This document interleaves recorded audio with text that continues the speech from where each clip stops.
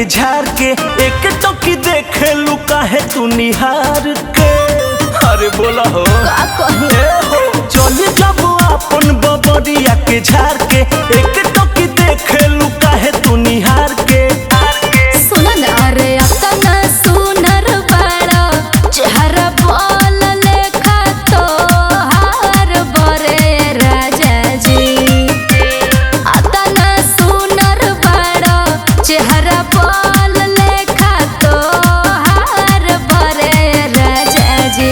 कि हम तो मोरे हमर सहेलियों तो पे मोरे राजा जी। हम तो मोरे अपने सहेलियों तो पे मोरे राजा जी। अरे तू तो जान ले तोड़ा हो तो पे मोरे राजा जी।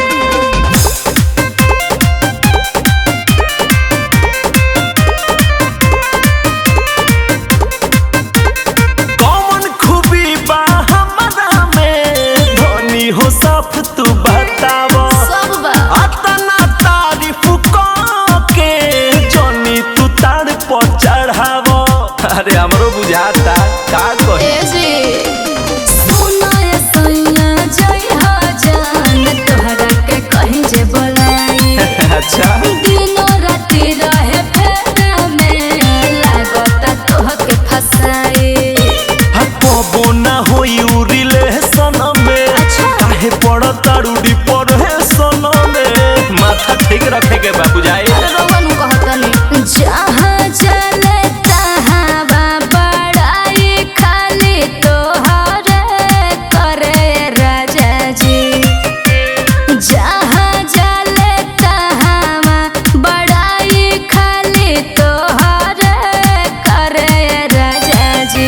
कि हम तो मोरे हमर सहेलिया तो पे मोरे राजा जी।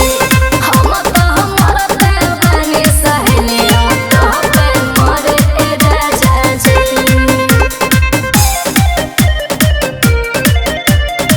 तो पे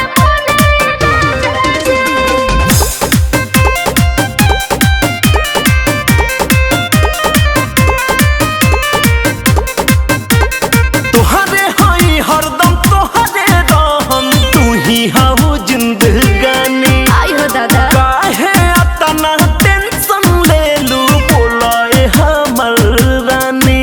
अरे बोलो ना हमर करे जा वैसन होए बने बड़ठन के अपना घूमा जान सुनाए हमर समरिया। ओहो। अरे दूसरा के फेरा में पड़ी हा जान कबो ए राजा भोजपुरिया। एकदम नहीं जानता नी सच्चा तू प्यार करेलू हमरा के खोए से तू डरेलू। अरे बहुते अरे डरे के नहीं खे हीरो जो धमाल जब हौसला हसल का दिल में गड़े राजा जी। अरे धीरो जयानील जब हौसला हसल का दिल में गड़े राजा जी। कि हम तो मोरे हमर सहेलिया तो पे मोरे राजा जी।